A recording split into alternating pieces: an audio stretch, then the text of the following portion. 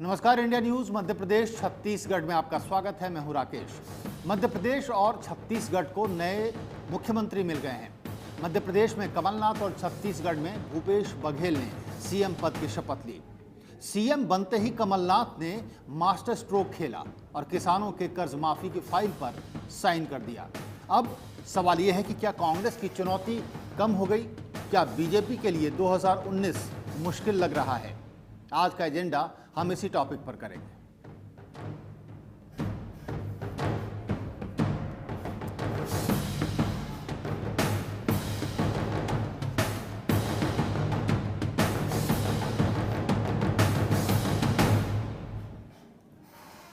कमलनाथ मध्य प्रदेश के और भूपेश बघेल छत्तीसगढ़ के सीएम बन चुके हैं।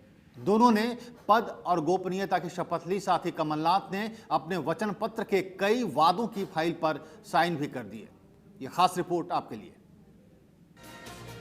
मध्य प्रदेश और छत्तीसगढ़ दोनों प्रदेशों को नए सीएम मिल गए हैं। कमलनाथ ने मध्य प्रदेश के सीएम के तौर पर शपथ ली, तो वहीं छत्तीसगढ़ में भूपेश बघेल को मुख्यमंत्री बनाया गया। मध्य प्रदेश का शपथ ग्रहण कुछ ज्यादा ही चर्चा में रहा। शपथ ग्रहण के दौरान एक तरफ जहां विपक्ष ने अपनी ताकत का एहसास कराया, वहीं पूर्व सीएम शिवराज सिंह ने शपथ ग्रहण कार्यक्रम में पहुंचकर सबको एक बड़ा संदेश दिया। कमलनाथ ने मुख्यमंत्री बनते ही एक ऐसा बड़ा फैसला लिया जो सबको हैरान करने वाला था।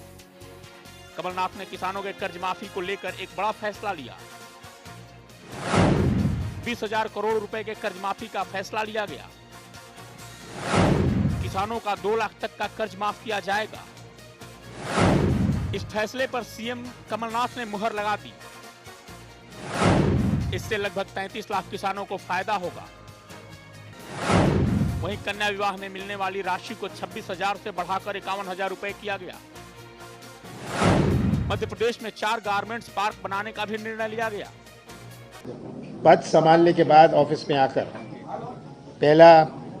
पहली फाइल जो साइन करी है, जो हमने अपने प्रदेश के किसानों को आश्वासन दिया था कि 2 लाख रुपए तक का कर्जा माफ, ये मैंने पहली फाइल साइन करी है। इस मौके पर मध्य प्रदेश सीएम कमलनाथ ने अपने संबोधन में एक विजन की बात की। सीएम कमलनाथ ने भले ही किसानों के कर्ज माफी के फाइल पर साइन कर दिया हो, लेकिन अभी भी प्रदेश सरकार के सामने कई चुनौतियां हैं और देखने वाली बात ये होगी कि आखिर वो इसे कैसे पूरा करते हैं। Bureau report, India news.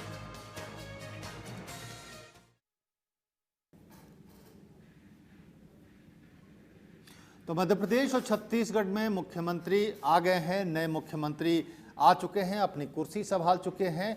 Kamal Nath ने मध्य प्रदेश में कुर्सी संभालते ही सबसे पहली जो घोषणा थी और जो सबसे बड़ी घोषणा थी उसको सच कर दिखाया और उन्होंने किसानों की कर्ज माफी वाली फाइल क्लियर कर दी। उसके बाद ही उन्होंने ये प्रेस कॉन्फ्रेंस की और लोगों से, पत्रकारों से बातचीत की। इधर छत्तीसगढ़ में भी यही आलम है।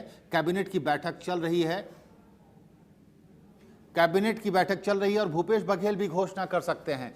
मध्य प्रदेश में 20,000 करोड़ रुपए की कर्ज माफी हुई है। तकरीबन जो भी किसान हैं, 33 लाख किसान, 2 लाख रुपए तक के कर्ज को माफ कर दिया गया है। तो ये मध्य प्रदेश की बात है। इस वक्त छत्तीसगढ़ में भूपेश बघेल बैठकर बातचीत कर रहे हैं कैबिनेट से और वो भी यही सही फैसला लेने जा रहे हैं। फिलहाल कमलनाथ ने मास्टर स्ट्रोक खेला है और उन्होंने सबसे पहली और सबसे बड़ी घोषणा कर दी है।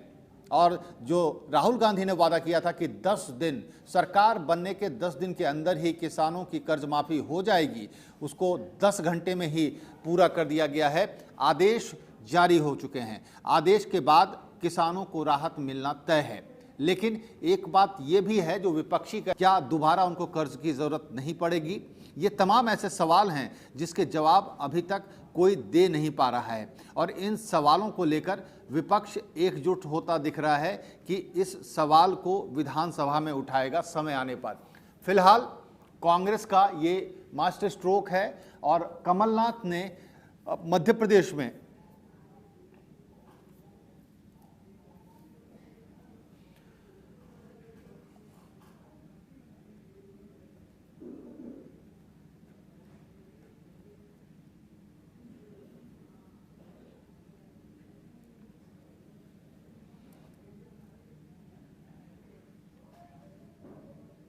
करीब 33 लाख किसानों को फायदा होगा मध्य प्रदेश के मुख्यमंत्री की घोषणा के बाद। इसके साथ ही कन्या विवाह, जो मुख्यमंत्री कन्या विवाह की राशि थी, उसको भी उन्होंने बढ़ाकर 51,000 रुपया कर दिया।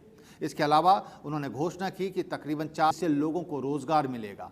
तकरीबन 20,000 करोड़ रुपए की कर्ज माफी की घोषणा हुई है, लेकिन अभी तो ये हालत है कि सिर्फ 2 लाख रुपए तक का कर्ज माफ हुआ है और 20,000 करोड़ का बजट बना है। अभी और भी कर्ज माफ होना है, बिजली बिल भी माफ होना है। तो बजट इतना ज़्यादा है, रेवेन्यू जनरेशन को लेकर सवाल उठ रहे हैं और इस सवाल का जवाब फिलहाल किसी के पास नहीं है। और इसी तर्ज पर कुछ ही देर में ऐसा लग रहा है कि वो घोषणा करेंगे और कर्ज माफी की घोषणा होगी और शायद उसके बाद ही पत्रकारों से बात करेंगे या प्रेस कॉन्फ्रेंस करेंगे।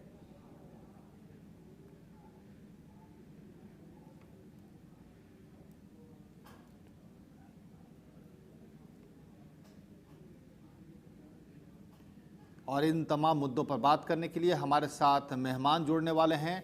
मध्य प्रदेश और छत्तीसगढ़ से मेहमान जुड़ेंगे। फिलहाल जो हमारे साथ भोपाल से मेहमान जुड़ गए हैं, नरेंद्र पटेल हैं बीजेपी से, और कांग्रेस के प्रवक्ता अभी हमारे साथ जुड़ नहीं पाए हैं, दिनेश गुप्ता वरिष्ठ पत्रकार हैं, जबकि रायपुर में हमारे साथ अनिल द्विवेदी जी हैं वरिष्ठ पत्रकार, और बीजेपी की तरफ से लक्ष्मी वर्मा हमारे साथ जुड़ गई हैं। सबसे पहला सवाल मैं मध्य प्रदेश में पूछना चाहूँगा बीजेपी के प्रवक्ता से, क्या लग रहा है ये जो कदम कांग्रेस सरकार ने उठाया है, मुख्यमंत्री ने जो पहली घोषणा की है, आपको लग रहा है कि ये सही कदम है, सही दिशा में उठाया गया सही कदम है? आपकी पहली प्रतिक्रिया जानना चाहूँगा।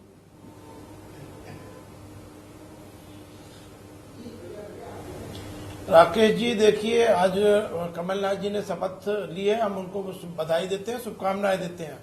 परंतु जिस तरह से का निर्णय उन्होंने आज किया, पहला ही जो उनका निर्णय है कर्ज माफी का, उसी में स्पष्ट हो गया कि किस तरह की शर्तें लगाकर अपने जितने भी लोक लुभावन वायदे हैं उनसे किस तरह से मुकरना चाहते हैं। कहा था कि वचन देंगे, वचन निभाएंगे, परंतु वचन के समय उन्होंने कहा था राष्ट्रीयकृत बैंक के भी, सहकारी बैंकों के भी, समस्त किसानों के सारे तरह के ऋण माफ करेंगे। परंतु जब आज घोषणा की है, जो आदेश निकाला गया है, उस आदेश में पात्रता अनुसार पात्र पाए गए किसान, पहली शर्त यही लगा दी है। दूसरी शर्त लगा दी है 31 मार्च 2018 तक, जबकि किसान जो है खरीफ की फसल के लिए अप्रैल मई में ऋण लेते हैं, तो निश्चित रूप से जिन ईमानदार किसानों ने नरेंद्र जी, मैंने आपसे ये पूछा था कि सरकार ने जो वादा किया था उसकी दिशा में ये पहला कदम है, तो क्या आपको लग रहा है कि सरकार आगे भी तमाम वादे पूरी कर पाएगी और सरकार को लेकर एक विश्वास का एक भाव जगेगा लोगों में? आप विपक्ष में हैं, आप बेहतर समझ सकते हैं इस बात को।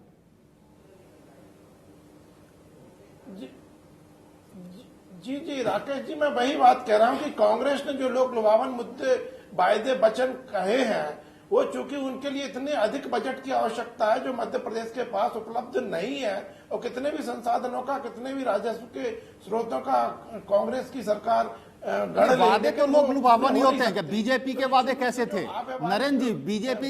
बीजेपी के वादे कैसे थे? क्या वो लोक लुभावन नहीं थे?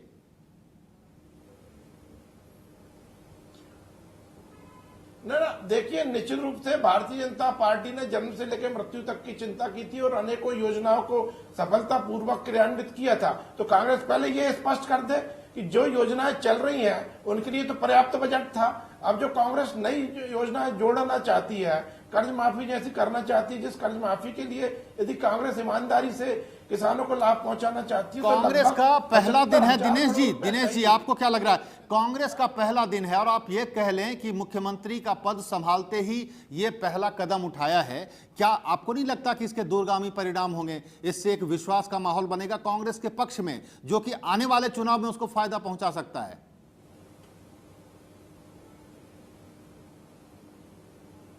देखिए राकेश जी, ये केवल जो शुरुआत है वो विश्वास बनाने को लेकर ही है, क्योंकि वादे ऐसे थे जिनको लेके लगातार सवाल किए जा रहे थे भारतीय जनता पार्टी की ओर से कि ये संभव नहीं है, क्योंकि भारतीय जनता पार्टी तो लगातार इसको ये कहती रही है कि ये संभव नहीं है।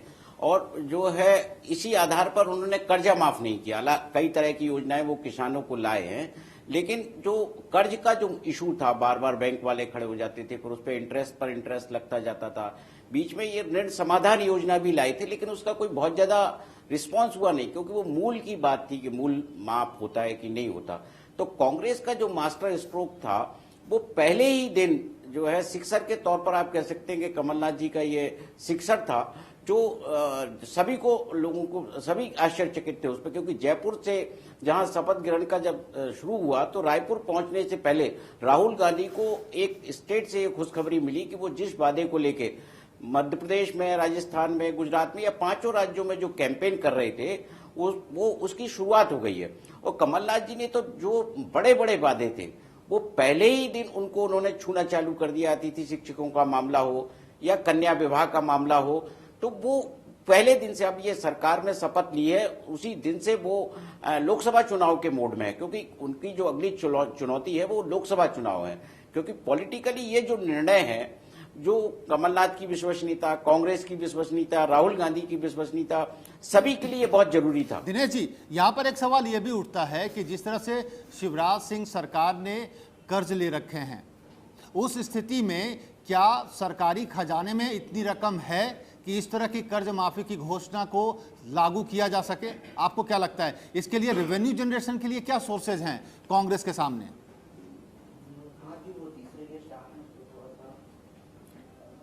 देखिए, अभी जो चूंकि हम ये कह सकते हैं कि डे वन उनका कोई प्लान अभी तक सामने नहीं आया। राकेश जी, इसमें क्या है कि जैसे जो सहकारी बैंक है उसके पार्ट पर तो सरकार ये कर सकती है कि ये अंडरटेकिंग दे दे कि हम आपको पैसा बाद में देंगे, क्योंकि जो 50-51 जो कोऑपरेटिव बैंक है वो तो राज्य सरकार के अधीन है। उनके बैंक के कर्जों का कोई समस्या नहीं है कि उनको जो है तत्काल कोई चीज सरकार को भुगतान करनी है, उस लेवल पर नहीं आ रही। क्योंकि आप यहाँ तो जो शिवराज सिंह सरकार थी उसने -10% पे किसानों को ऋण दिया था उन्हीं सहकारी बैंकों से। तो उन बैंकों की जो हालत है या आगे होगी उसके विषय में आने वाले दिनों में पता लगेगा। लेकिन जो भी समस्या आएगी, क्योंकि अभी राष्ट्रीय बैंक है, जो राष्ट्रीयकृत बैंक है, उनका कोई डाटा सामने नहीं है कि वो कर्ज कौन से हैं, किस तरह के। जो आज का ऑर्डर है उन्होंने बड़ा स्पेसिफिक मेंशन किया हुआ है फॉर एग्रीकल्चर पर्पज, जिन्होंने लोन लिया है। क्योंकि कई कृषक इस तरह के भी सामने आते हैं, जब सूची आती है कि जिन्होंने किसी ने होंडा सिटी के लिए लोन लिया है या किसी ने घर बनाने के लिए लिया है, तो यहाँ केवल पर्पज एग्रीकल्चर जो लोन है उसी की वो बात कर रहे हैं। जो कुल मिला के लिए लिया हो, लग रहा है लिया हो, इस तरह की वो बात कर रहे हैं। तो जो है दिनेश जी, जो लग रहा है कि सरकार ने जो पहला कदम उठाया है वो सिर्फ और सिर्फ ये साबित करने के लिए कि ये जुमला पार्टी नहीं है, ये जो राहुल गांधी बार बार बोला करते थे अपने चुनावी भाषणों में, वो सिर्फ ये साबित करने के लिए। रायपुर में हमारे साथ लक्ष्मी वर्मा है। लक्ष्मी जी, वहां पर बैठक चल रही है इस वक्त और ऐसा पूरी उम्मीद है, जो हमारे संवाददाता बता रहे हैं, कि भूपेश बघेल थोड़ी ही देर में घोषणा कर सकते हैं किसानों की कर्ज माफी की घोषणा। आपको क्या लग रहा है कि कांग्रेस इस तरह की घोषणा करके बीजेपी के लिए परेशानी खड़ी कर रहा है, क्योंकि आने वाले चुनाव को भी देखा जा रहा है?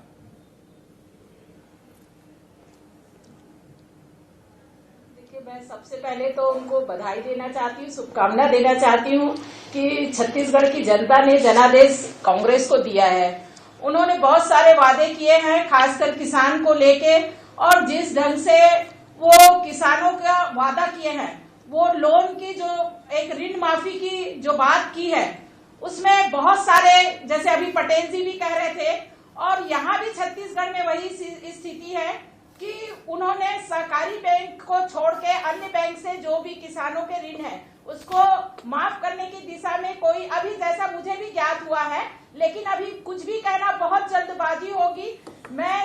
हम लोग देखना चाहते हैं कि किस ढंग से कांग्रेस ने कोई ऐसा एक विस्तृत डाटा नहीं बनाया था। इतना ही कहा था कि हम किसानों के ऋण माफ करेंगे, तो किसानों की ऋण ये किस हद तक माफ करेंगे, मैं जानना चाहती हूँ। हमारे यहाँ पे कांग्रेसी भाई भी बैठे हैं, और मुझे लगता है कि जो किसानों से वादा किए हैं, तो उनके हर तरह के लोन, चाहे टर्म लोन हो, किसानों से संबंधित, और एक समय सीमा निर्धारित किया है। तो सेकेंड फेज में भी जो इनके फसल हमारे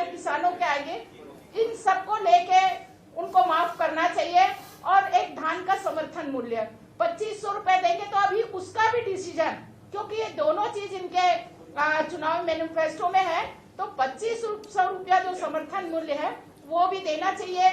मुझे लगता है कि वो ये दोनों काम 10 दिन के अंदर करने की बात कही है, और अगर नहीं करेंगे तो हम विपक्ष की भूमिका में हमें जनता ने बैठाया है, एक सजग प्रहरी के रूप में हम विपक्ष की भूमिका अदा करेंगे। चलिए लक्ष्मी जी, 15 साल के बाद विपक्ष की भूमिका में हैं आप लोग, आपको कोई कुछ समझ में आ रहा कि क्या वजह रही विपक्ष में बैठने की नौबत आ गई? अगर रमन सिंह सरकार ने सारे काम अच्छे किए थे तो फिर विपक्ष की भूमिका में कैसे, कहां कमी रह गई? लक्ष्मी जी।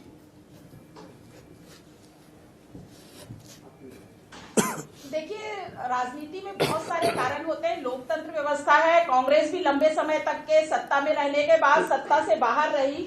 अनेक कारण होते हैं, जब आप काम करते हैं तो बहुत अच्छा भी करते हैं तो उसका रिजल्ट पॉजिटिव नहीं मिल पाता है, बहुत सारे कारण होते हैं। तो मुझे लगता है कहीं ना कहीं हमसे चूक हुई है। उस चूक को हम पार्टी के स्तर पे, संगठनात्मक स्तर पे सारे लोग हमारे मंथन कर रहे हैं, और हमने विकास किया है। छत्तीसगढ़ का परिदृश्य पूरा बदला है। सम्माननीय डॉक्टर रमन सिंह जी के नेतृत्व में 15 साल समय हमको जनता ने दिया है, और उसके लिए मैं हमारे छत्तीसगढ़ की जनता को बधाई देती हूं कि लगातार 15 साल उन्होंने, छत्तीसगढ़ की जनता ने भारतीय जनता पार्टी पे विश्वास किया, और जनहित के जितने भी मुद्दे थे सारे मुद्दों को कम से कम हम लोगों ने समाप्त करने की दिशा में, और किसानों के लिए भी जितना बेहतर हो सकता था छत्तीसगढ़ सरकार ने किया। अभी हमारे किस कांग्रेसी भाई कह रहे हैं, एक समय जिस समय अजीत जोगी जी का लक्ष्मी जी, धर्मेंद्र जी आ गए हैं और हमारे साथ अब्बास हफीज भी हैं भोपाल स्टूडियो से, तो हम चाहते हैं कि कांग्रेस की प्रतिक्रिया अभी तक हम ले नहीं पाए थे। अब्बास हफीज साहब, जो फैसले हुए, जो शुरुआती कदम में आप कह सकते हैं कि जो मास्टर स्ट्रोक की बात चल रही है कि मध्य प्रदेश के मुख्यमंत्री कमलनाथ ने मास्टर स्ट्रोक खेला है, और आते ही उन्होंने वो घोषणा की है जो वादा उन्होंने किया था, और सबसे बड़ी और सबसे महत्वपूर्ण घोषणा है। आपको क्या लगता है, क्या सिर्फ इस घोषणा से, किसानों की कर्ज माफी से किसानों का भला हो जाएगा, या कुछ और ठोस कदम उठाने पड़ेंगे?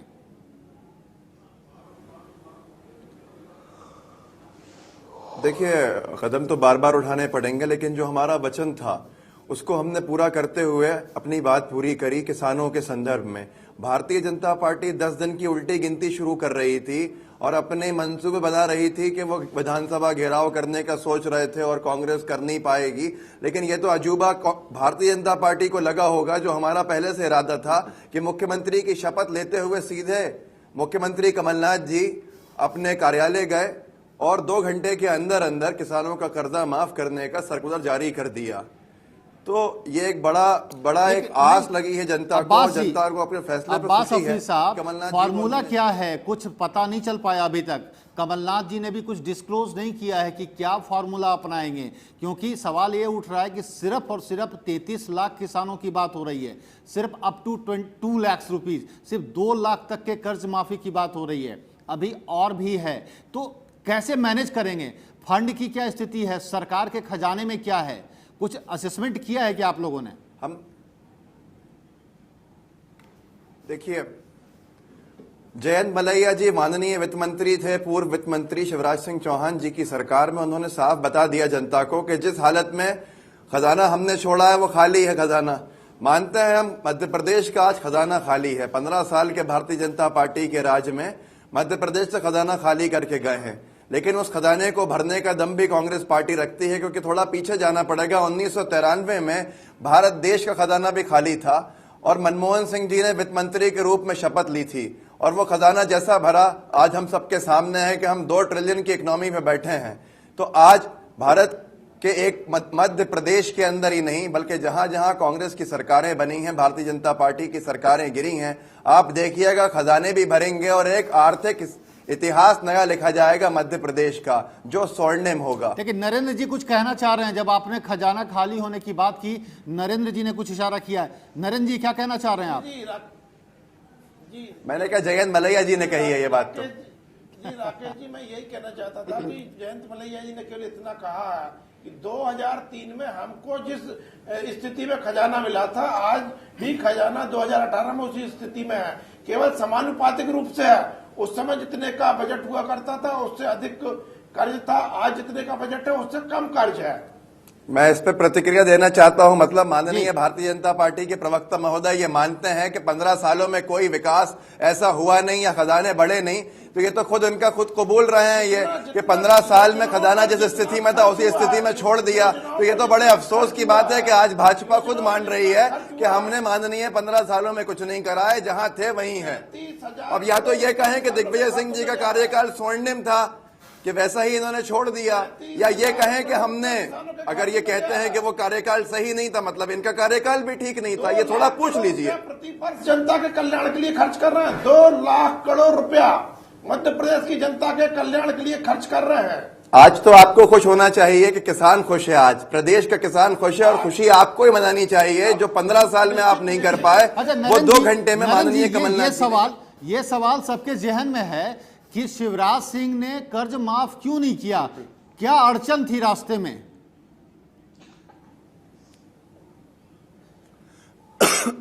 राकेश जी देखिए, शिवराज सिंह जी चौहान की सरकार ने 33,000 करोड़ रुपया विभिन्न योजनाओं के माध्यम से किसानों के खाते में भेजा है।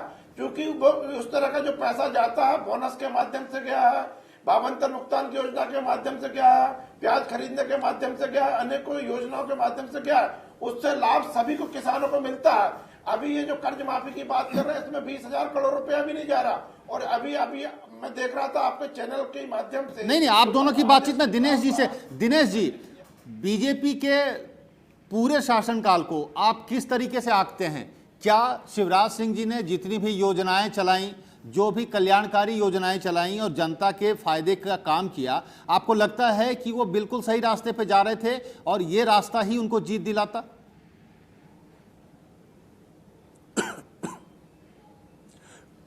जी निश्चित रूप से उस रास्ते से निश्चित रूप से सवाल आपसे नहीं, दिनेश जी से मैंने ये सवाल दिनेश जी से पूछा था, एक पत्रकार के नाते किस तरह से वो आंकते हैं? जी देखिए राकेश जी, जो कि शिवराज सिंह जी सरकार का जो लाइन ऑफ एक्शन था वो उनके उसमें कर्ज मुक्ति कहीं नहीं था। वो इस तरह की जो योजनाएं थी जो अट्रैक्ट करती हैं, जिनमें ये कैश वाली जो स्कीम है, आप जिसे बोनस कह रहे हैं, या कन्यादान योजना में आप सामान देना कह रहे हैं, साइकिल देना कह रहे हैं, आपकी जो साइकिल देते हैं, इस तरह की जो पॉपुलर स्कीम है अब तो मतलब काफी आगे बढ़ गई है। इस बार जो घोषणा पत्र था उनमें तो और भी घोषणाएं थी जो पॉपुलर स्कीम है, जल्दी जिससे लोग अट्रैक्ट होते हैं। इसमें बेनिफिशरीज की संख्या कम होती है जब इसमें कंडीशन डाली जाती है। जब या जैसे हम देखते हैं मेधावी छात्र योजना है, उसकी जो कंडीशन है उसमें जो है संख्या कम होती है, सरकार पर बर्डन कम आता है, तो स्कीम भी पॉपुलर होती है और लगता है कि सरकार कुछ कर रही है। लेकिन ठोस काम करने की जो जरूरत होती है कि किसान की आर्थिक स्थिति सुधरे, जो उससे जुड़ा हुआ बार बार ये मुद्दा आता है कि आय कैसे बढ़ेगी। तो आय को लेके जो तरीका अपनाया वो किसी के गले नहीं उतरा। का आप एमएसपी का जो है अंतर भावांतर के रूप में देंगे। मार्केट में जो व्यापारियों और जो बिचौलियों का जो गठबंधन बन गया था, उसमें जो है जैसे ही फसल क्रॉप मंडी में आती थी उसका प्राइस डाउन हो जाता था और सरकार जो है इनडायरेक्ट उनको किसानों को दे देती थी कि ये पैसा आप ले लीजिए, जबकि वो जानबूझकर रेट डाउन किया होता था। जैसे ही फसल बाहर जाती थी और फिर वो रेट ऊपर हो जाता था, जैसे सोयाबीन के मामले में हुआ। तो कहीं ना कहीं जो आड़तियां हैं, दलाल हैं, ये भावांतर उसमें फंस गई थी। जो और एमएसपी पे जो मंडी, मध्य प्रदेश का जो मंडी कानून है उसमें स्पष्ट लिखा हुआ है कि मंडी प्रीमाइसिस में एमएसपी से नीचे कोई बिक्री हो ही नहीं सकती। पता नहीं बीजेपी सरकार ने उसकी अनुमति कैसे दी थी, मतलब जो कानून के खिलाफ थी। आप यदि जब भी बोली लगाएंगे किसी जगह तो एक स्टार्ट होता है कि एमएसपी से आप स्टार्ट करिए, तो वहां एमएसपी से स्टार्ट नहीं होता था, उसके नीचे से स्टार्ट होता था। तो आप कह सकते हैं वो जो इस तरह की योजनाएं हैं तो वो पॉपुलर स्कीम है, जो बहुत ज्यादा जो बेनिफिशरीज उसमें जुड़ते नहीं है। आप फिगर कुछ भी दे दीजिए, एक्चुअल में जब आप देखेंगे तो वो नहीं मिलता। आप ऐसे कई तरह की स्कीम्स हैं मध्य प्रदेश में जिनका लाभ कुछ सैकड़ा लोगों को है। मतलब सुनने में बहुत अच्छा लगता है लेकिन लाभ बहुत कम लोगों को मिलता है। जो आपने एक बार रायपुर में हम धर्मेंद्र जी से पूछ लेते हैं कि क्या लग रहा है अभी जो आपने की बैठक चल रही है। धर्मेंद्र जी, क्या फैसला आने वाला है? भूपेश बघेल क्या घोषणा करने वाले हैं?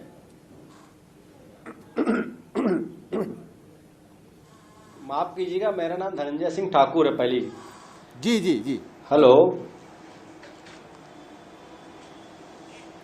जी। जो संकल्प और जो घोषणा हमारे राहुल गांधी जी ने यहाँ पे चुनाव के दौरान किसान सम्मेलन के दौरान करके गए हैं, तो निश्चित तौर पर उस घोषणा पे हम काम करना शुरू कर दिए हैं और बहुत जल्द जिस प्रकार से मध्य प्रदेश में हुआ है, आदरणीय मुख्यमंत्री कमलनाथ जी ने किसानों की कर्ज माफी घोषणा की है, हो सकता है कुछ क्षण बाद यहाँ भी घोषणा हो जाए, और नहीं तो जो निश्चित टाइम हमने फिक्स किया 10 दिन का, उस 10 दिन के भीतर में हम किसानों को कर्ज माफी घोषणा करेंगे। और जितने भी हमने संकल्प छत्तीसगढ़ में लिया है और जितने भी वादा हमने किया है, चाहे रोजगार का मसला हो और धान का न्यूनतम मूल्य 2500 देना हो, बिजली बिल हाफ करने का मामला हो, शराबबंदी का मसला हो, निरंतर डे टू डे सरकार हमारे इस पे काम करेगी और हम बिल्कुल अपने वादा पे खरा उतरेंगे। जिस विश्वास के साथ जनता ने हमको जनादेश दिया है और 15 साल की कुशासन और भ्रष्टाचार की सरकार को, भाजपा की सरकार को उखाड़ फेंकेंगे। जी, एक बार कर्ज माफ कर देंगे आप, क्या किसान दोबारा कर्ज नहीं लेंगे? जी, निश्चित तौर पर हमारा प्रयास रहेगा कि जिस प्रकार से कर्ज से पीड़ित होकर किसान, हताश होकर किसान, क्योंकि जब फसल उसका खराब होता है तो निश्चित तो फसल खराब होने के बाद जो उसको बीमा से मुआवजा मिलना चाहिए वो मुआवजा उसको नहीं मिल पाया है, तो कहीं ना कहीं कर्ज में दबा किसान अपने परिवार की चिंता को लेकर, अपने बच्चों की चिंता को लेकर, अपने बुजुर्गों को चिंता को लेकर और कर्ज कैसे पटाए इसको लेकर हताश और निराश होकर जब वो आत्महत्या करने लग गया, तो कांग्रेस पार्टी को चिंता हुई है, क्योंकि इस चिंता से किसानों को मुक्त करना है और हम आज करने जा रहे हैं। अगर किसान चिंता मुक्त हो जाएगा, किसान के ऊपर आर्थिक बोझ नहीं होगा, तो निश्चित तौर पर किसान मजबूती के साथ काम करेगा और किसान अनिल द्विवेदी जी, क्या ऐसा लगता है कि सरकार जो अपना वचन पत्र था कांग्रेस का उस पर एक एक कर अमल करने जा रही है, लेकिन जो पहला कदम मध्य प्रदेश में उठाया गया है और बिल्कुल उसी पैटर्न पर छत्तीसगढ़ में भी घोषणा हो सकती है, ऐसी हमें खबर मिल रही है। क्या लग रहा है, क्या यह सिर्फ एक विश्वास पैदा करने की कोशिश है या सचमुच रेवेन्यू की ये स्थिति है कि छत्तीसगढ़ सरकार इतने लाख करोड़ का कर्जा माफ कर पाएगी?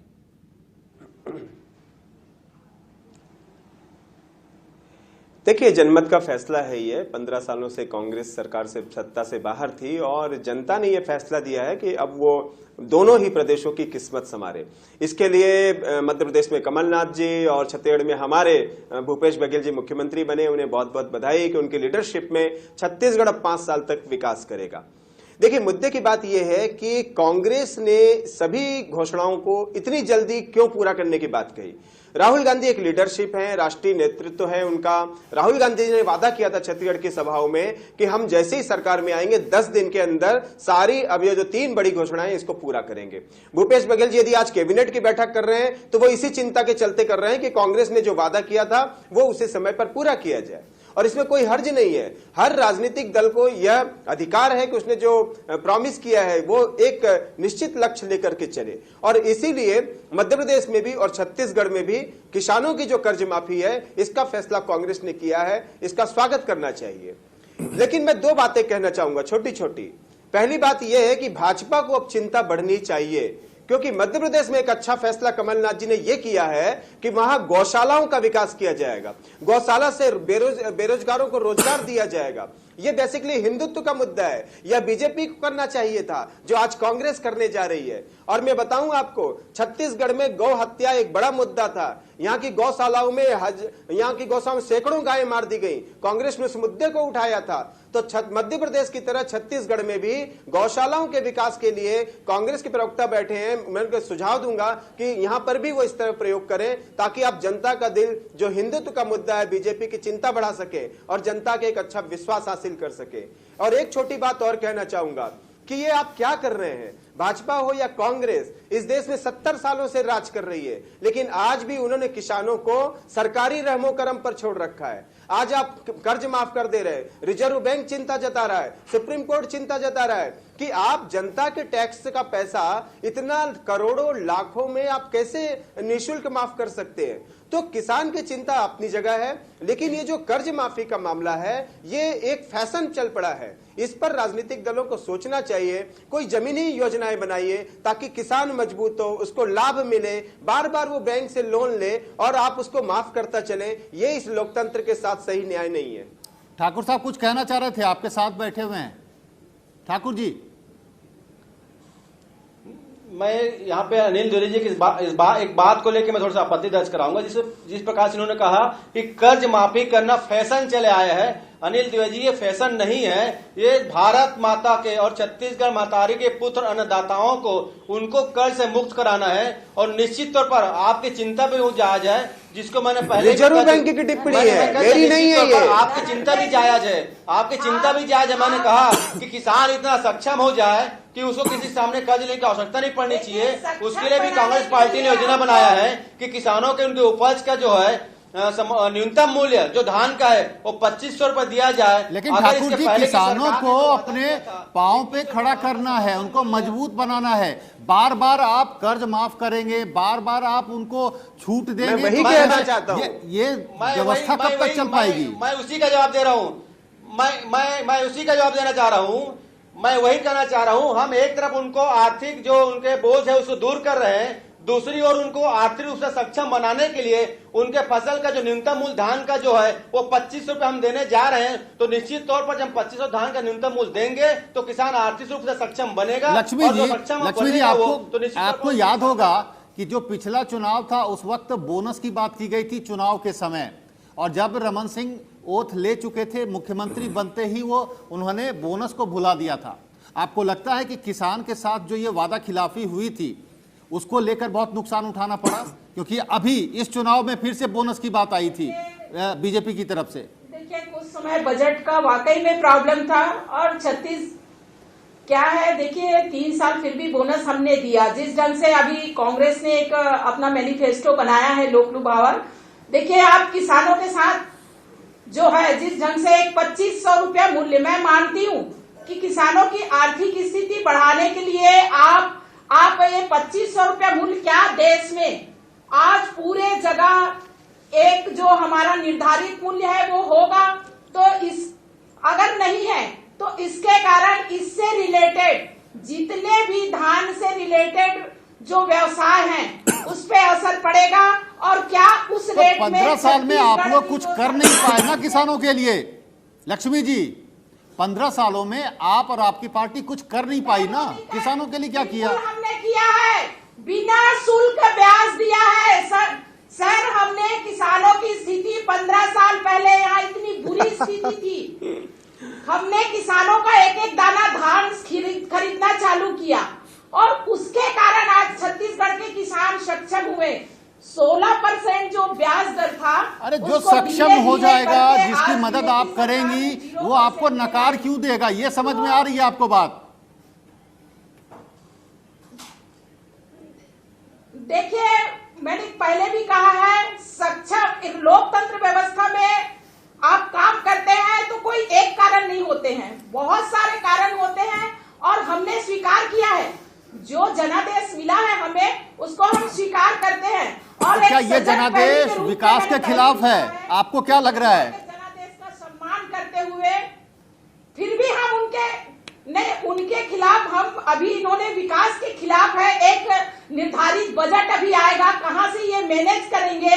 इनके जो मैनिफेस्टो में देखिए आपने बिजली दर माफी की बात कही है, उसके बाद में और यहाँ पे संविदा और कलेक्टर दर के जितने कर्मचारी उनको नियमित करने की बात कही है, बेरोजगार को 100% रोजगार देने की बात कही है।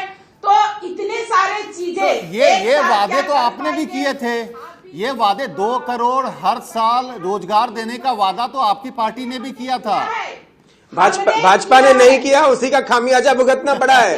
भाजपा कभी भी जो एक बजट से बढ़ के वादे नहीं की है, भाजपा विचारवान पार्टी है। नहीं, देखिए लक्ष्मी जी, मैं एक मिनट के लिए मैं अब्बास जी के पास चलता हूं। सेम फॉर्मूला जो बीजेपी का फॉर्मूला था, उसी फॉर्मूले पर कांग्रेस चल रही है। चाहे वो गौशाला खोलना हो, चाहे रोजगार की बात हो, कर्ज माफी की बात हो, किसानों को खुश करने। आपको लग रहा है कि ये फॉर्मूला सही है? आपको लग रहा है कि ये फॉर्मूला लंबे समय तक काम करेगा? क्या आप अपने वचन पत्र पर टिक पाएंगे? अब्बास जी से एक बार, अब्बास जी से पूछ रहा हूं। दूसरे से सवाल है। देखिए, एक मिनट, इनकी आवाज आप बंद कर दीजिए, वरना भारतीय जनता पार्टी की छत्तीसगढ़ की प्रवक्ता बोलने नहीं देंगी। वो अभी भी चुनावी मोड में है। एक बात जो आपने, मूल सवाल जो आपका था, मैं उसका जवाब दे देता हूं। ये भारतीय जनता पार्टी का तरीका नहीं है जिसपे हम चल रहे हैं। ये असली तरीका है, सच्चाई पे चल रहा है, अपने वचनों को निभा रहे हैं। लक्ष्मी जी, अभी अब्बास जी का मैं जवाब सुन लेता हूं, वॉल्यूम फिर बंद कर आपके दीजिए। पास आऊंगा। आदरणीय, मैं आपसे रिक्वेस्ट कर रहा हूं। बिल्कुल बिल्कुल। देखिए, अगर हमने आज किसानों का कर्जा माफ करने की बात करी, किसानों का कर्जा माफ करा, अगर आज हमने वहीं पर हमने कन्यादान योजना को, जो हमारी बहनों की कन्यादान योजना है, उसको 26,000 से 51,000 रुपया करा, दोगुना करा, तो उसके साथ साथ आप एक और हमारा निर्णय देखिए कि 4 गारमेंट पार्क्स के खोलने की बात भी करी हमने, जिससे निवेश आएगा, जिससे पैसा बढ़ेगा। अगर हमने जनता की खुशहाली के लिए पैसा निकाला है तो लाने के लिए ये पैसे का इंतजाम करा है। ये बैलेंस है और ये है कमलनाथ फॉर्मूला, और ये है कमलनाथ जी का मुख्यमंत्री कार्यकाल की शुरुआत। हम ये नहीं करेंगे कि एक तरफ सरकारी कमलनाथ जी ने एक बात और कही है, अब्बास जी आप सुन लीजिए। कमलनाथ जी ने एक बात और साफ तौर पर कहा कि बाहर से आने वाले वर्कर्स, काम करने वाले लोगों की संख्या सीमित होनी चाहिए। 70% मध्य प्रदेश के लोगों को रोजगार मिलना चाहिए, उसके बाद ही ये फॉर्मूला चल पाएगा। आपको लग नहीं रहा है आप शिवसेना के रास्ते पे जा रहे हैं, आप एमएनएस के रास्ते पे जा रहे हैं? बिल्कुल नहीं जा रहे। देखिए, भारतीय जनता पार्टी ने मध्य प्रदेश में क्या करा। यहां का जो मूल निवासी था वो परेशान था, वो नौकरी से गायब था और वो बेरोजगार था, और उसकी नौकरियों को बाहर के लोग बहुत बड़ी संख्या के अंदर आके ले गए थे। शिवराज सरकार के अंदर ये बहुत बड़ा इशू था, जिसको शिवराज सिंह चौहान जी की सरकार कंट्रोल नहीं कर पाई। आप वरिष्ठ पत्रकारों से भी पूछ सकते हैं, अगर इस प्रदेश के अंदर, इस प्रदेश का जो मूल निवासी है वो अगर बदहाल है, तो फिर कैसे आप खुशहाली देखेंगे इस प्रदेश के अंदर। हम सीमित करने की बात करते हैं, हमने शिवसेना की तरह पूरी तरह बाहर करने की बात नहीं करी और कभी करेंगे भी नहीं। उनकी रक्षा भी हमारा कर्तव्य है, लेकिन हमारे प्रदेश का जो मूल निवासी है, अगर हम उसका नहीं सोचेंगे 1% 70% तक भी, तो फिर हम कैसे खुशहाल बनाएंगे मध्य प्रदेश? दिनेश जी, क्या लग रहा है जो बात कमलनाथ जी ने कही है, क्या ये शिवसेना और एमएनएस वाला फॉर्मूला है, या इसमें आप कुछ और राहत देख रहे हैं कि नहीं 30% तो वो एक्सेप्ट कर रहे हैं?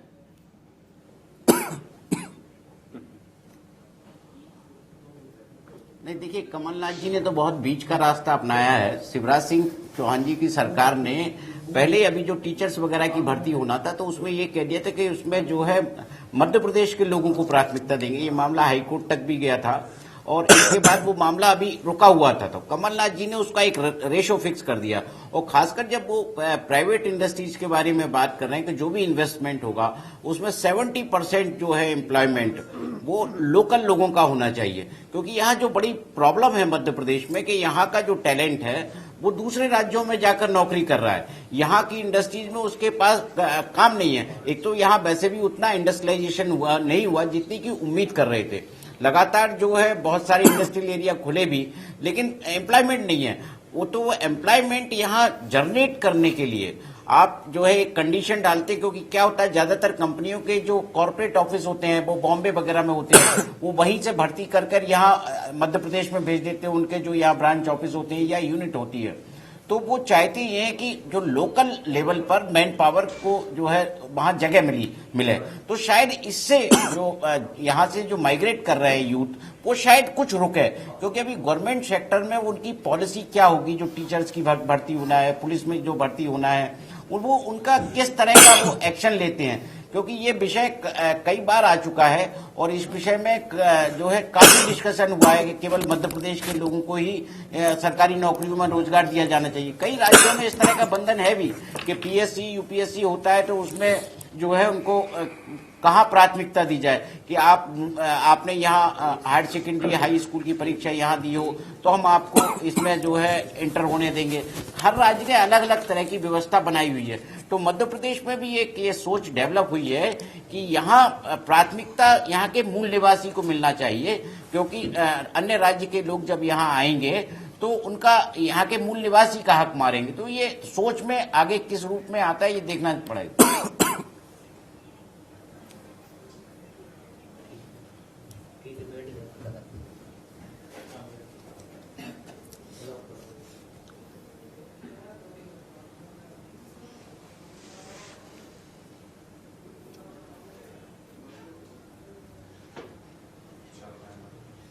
हमारे साथ रजनीश अग्रवाल जी जुड़ गए हैं बीजेपी की तरफ से। अभी जो बातचीत चल रही थी रजनीश जी, उसमें सरकार ने जो पहला कदम उठाया है हम उस पर भी चर्चा कर रहे थे, और उनके तमाम जो वचन पत्र की बात हो रही थी उस पर चर्चा कर रहे थे। क्या लग रहा है जो सरकार का कदम है, क्या एक बार कर्जा माफी के बाद किसान दूसरी बार कर्जा नहीं लेगा? उसको सशक्त बनाने के लिए क्या कर्ज माफी ही एकमात्र उपाय है या कुछ और है? रजनीश जी।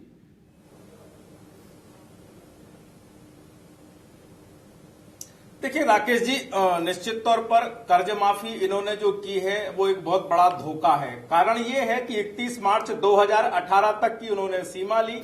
इस सीमा में अधिकतर किसान वंचित हो जाने वाले हैं, क्योंकि 0% ब्याज दर पर ऋण लेने की एक शर्त थी, जिस शर्त में 31 मार्च तक किसान को अपना पैसा जमा करना पड़ता था।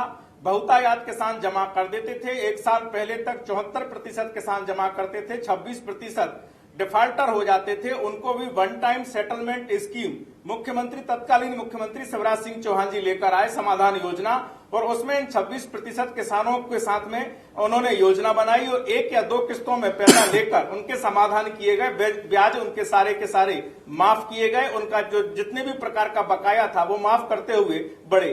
इसलिए बहुत कम किसान इस दायरे में आएंगे। खरीफ फसल के लिए जो लोन लेने वाले किसान हैं उनको कोई फायदा नहीं होने वाला। कांग्रेस की घोषणा आई वॉश कैसे है ये तो बताइए रजनीश जी। कोई फायदा नहीं है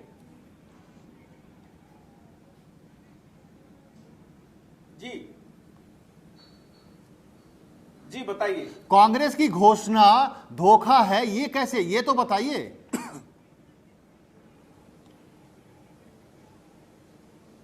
नहीं, उन्होंने जो अपने वचन पत्र में वादा किया किसानों के साथ में, और बार बार जो गिनवाते थे राहुल गांधी 10, 9, 7, 6, ये पूरा का पूरा 4-5 दिन दो, अब उसका क्या हुआ? उसमें उन्होंने कोई इस प्रकार के बंधन 30 मार्च 2018 नहीं कहा था। उन्होंने नहीं कहा था शॉर्ट टर्म लोन माफ करेंगे, लॉन्ग टर्म लोन माफ नहीं करेंगे। उन्होंने नहीं कहा था कि हम इन किसानों को छोड़ेंगे, उन किसानों को लेंगे। खरीफ के फसल के जो लोन लेने वाले किसान हैं वो केवल राम भजे, हम उनके बारे में कोई विचार नहीं करने वाले, उसमें नहीं कहा था। इसलिए तो धोखा कह रहे हैं भैया हम। क्या अब्बास जी, ये तो धोखा हो गया। अब्बास जी, क्या कांग्रेस ने किसानों को धोखा दे दिया? आने के पहले जो बता रहे हैं रजनीश जी, उस हिसाब से कांग्रेस ने तो धोखा दे दिया। आप क्या उम्मीद करते हैं? आप क्या उम्मीद करते हैं? क्या मध्य प्रदेश की जनता ये उम्मीद करती है कि भारतीय जनता पार्टी कांग्रेस का साथ देगी या उनकी तारीफ करेगी किसी निर्णय के ऊपर? 5 साल विरोध करना है भाजपा को, तो वो विरोध आज से चालू है।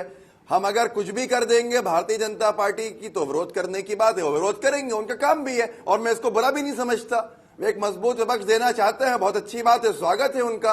पर आज किसानों के लिए कर्ज माफी का दिन है और खुशी का दिन है, तो मनाना चाहिए। वहीं पर बार बार यहाँ भारतीय जनता पार्टी का प्रवक्ता कहता है कि हम कर्ज माफी की बात नहीं करते, लॉलीपॉप दिया है, को सक्षम बनाते हैं। झांसा दिया है, तो बीजेपी ने ऐसा क्यों नहीं किया? बीजेपी कर्ज माफी की तरफ क्यों नहीं बढ़ी आगे?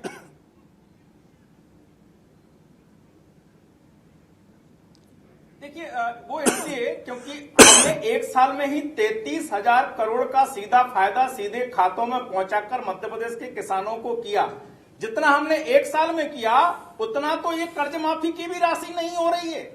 जो पूरा हिसाब लगाने के बाद में भी आप इनके नेताओं से पूछेंगे, संजीदा नेताओं से जो थोड़े बहुत पढ़े लिखे हो, अध्ययन किया हो इस कर्ज माफी के विषय का, तो वो भी 15 करोड़ से ऊपर बढ़ नहीं पाते, जबकि ये भी सच्चाई नहीं है। और मेरा तो कहना है कि आप आंकड़े लेकर आए कि कुल किसानों पर कर्जा टिल डेट तक कितना है, कितना आपने माफ किया, कितने किसानों को फायदा हुआ, कितनी राशि अभी भी बकाया है। अब्बास जी, पूरे चुनाव के दौरान जो आपने कहा, राहुल गांधी बीजेपी को भारतीय जुमला पार्टी बोलते रहे। कहीं आपकी हालत भी ऐसी ना हो जाए? क्या आपको लग रहा है, एक जगह आपके वचन पत्र में लिखा है 5 रुपए लीटर दूध आप देंगे, क्या लाखों जनता को 5 रुपए लीटर दूध उपलब्ध करा पाएंगे आप? इस तरह के बहुत सारे हैं इसमें वादे। 5 रुपए सर बोनस, अरे आपने गलत पढ़ा होगा शायद। 5 रुपया हर पर लीटर पे बोनस देंगे हम। 5 रुपए लीटर दूध नहीं देंगे, ये बोनस का है। बोनस देंगे 1 लीटर के ऊपर दूध का किसान को। अनाज पर भी बोनस देना है आपको, दूध पर भी बोनस देना है। सवाल उठता है यहाँ पर आज बहुत बड़ा, साइकिल है, 2 व्हीलर है। देखिए वक्त, बिल्कुल सारे वादे पूरे करेंगे। जब 2 घंटे में बहुत बड़े बड़े वादे पूरे करें, सारे वादे पूरे करेंगे। एक सवाल यहां उठता है जो भारतीय जनता पार्टी के प्रवक्ता महोदय हमारे बड़े भाई रजनीश जी से पूछना चाहिए। ये किसानों के कर्ज माफी की जगह पे कह रहे हैं कि इन्होंने बहुत सारा पैसा उनके खातों में डलवाया, वो उनका अधिकार था और उनको अधिकार से वंचित नहीं करा जा सकता जो उनको मिला। दूसरी बात यह है कि 2008 के मैनिफेस्टो में जो भारतीय जनता पार्टी का संकल्प पत्र था 2008 का, उसका पेज नंबर 7 है, जिसके ऊपर पॉइंट नंबर 2 या 3 या 4 के ऊपर लिखा हुआ है कि किसानों का 50,000 रुपए तक का कर्जा भारतीय जनता पार्टी की सरकार बनते ही माफ होगा। तो उस कर्जे को आज तक माफ नहीं करा था इन्होंने। फिर ये कांग्रेस पार्टी के ऊपर आरोप लगाते हैं कि आप कर्ज माफी की बात करते हैं और झूठी बातें करते हैं। अब्बास जी, तो एक ये बात इन्होंने साफ है, झूठ बोला था अब्बास जी, इन्होंने गलत एक बात बात लिखी साफ थी, है, इसके इस ऊपर सरकार स्पष्टीकरण ने, लेना चाहिए। कमलनाथ जी ने अभी तक कोई फॉर्मूला बताया नहीं है। कर्ज माफी की घोषणा हो गई, फाइल पे दस्तखत हो गए और कर्ज माफ भी हो जाएगा, लेकिन फॉर्मूला अभी तक सामने नहीं है और ना ही आपको भी जानकारी होगी। मैं बस सिर्फ दिनेश जी से जानना चाहूंगा, क्या आपको कोई फॉर्मूला, कोई रास्ता नजर आ रहा है रेवेन्यू जनरेट करने के लिए, ताकि जो कर्ज माफी की जो राशि है वो कहीं से आ सके? आपको कोई रास्ता दिख रहा है दिनेश जी?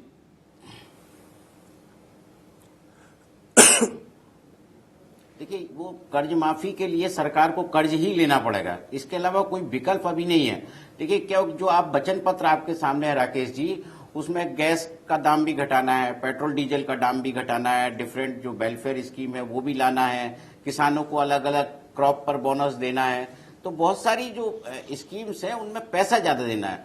अब उसके लिए जो जिस तरह का तरीका मध्य प्रदेश में रहा है कि जिसके कारण 2.25 लाख करोड़ का कर्जा हो गया है, वो कर्जा ही लेना एक ओपन मार्केट से एक ऑप्शन बचा हुआ है कि उसमें आपने अभी हाल ही में इलेक्शन के दौरान ही 8,000 करोड़ रुपए मतलब का सरकार को अभी और कर्जे लेने पड़ेंगे, जबकि इससे पूर्ववर्ती सरकार के भी कर्जे हैं जिसको चुकता करना है, जिसका इंटरेस्ट भी देना है, बहुत सारा कर्जा पड़ा हुआ है। हम एक बार रायपुर चलते हैं और अनिल द्विवेदी जी, पूरी बातचीत मध्य प्रदेश की भी बातचीत आप सुन रहे थे बीजेपी कांग्रेस प्रवक्ताओं की। एक मत मैं ये जानना चाह रहा हूं कि क्या लग रहा है छत्तीसगढ़ में सरकार के पास क्या ऑप्शन है? क्या छत्तीसगढ़ में भी खजाने की वही स्थिति है जो मध्य प्रदेश में बता रहे हैं अब्बास जी?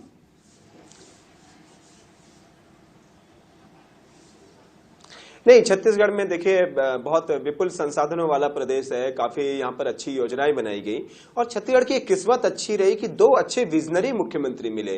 अजीत जोगी जी के तौर पर हमको एक अच्छे मुख्यमंत्री मिले, फिर डॉक्टर रमन सिंह के तौर पर अच्छे मुख्यमंत्री मिले।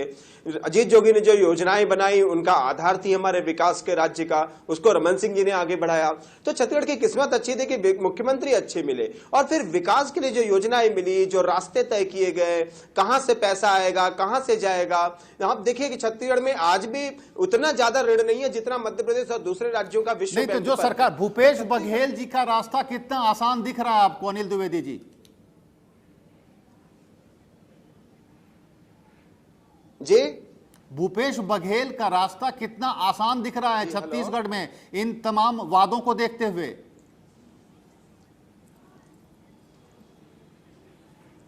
देखिए, बिल्कुल उन्होंने तो एक चमत्कारिक नारा दिया, बदलवो छत्तीसगढ़ गढ़बो छत्तीसगढ़, यानी हम छत्तीसगढ़ को बदलेंगे, छत्तीसगढ़ का विकास करेंगे। किसान पुत्र हैं, बहुत मेहनती हैं, बहुत सरकार से उन्होंने लोहा लिया है, जेल तक गए हैं अपने छत्तीसगढ़ की जनता की आवाज उठाने के लिए।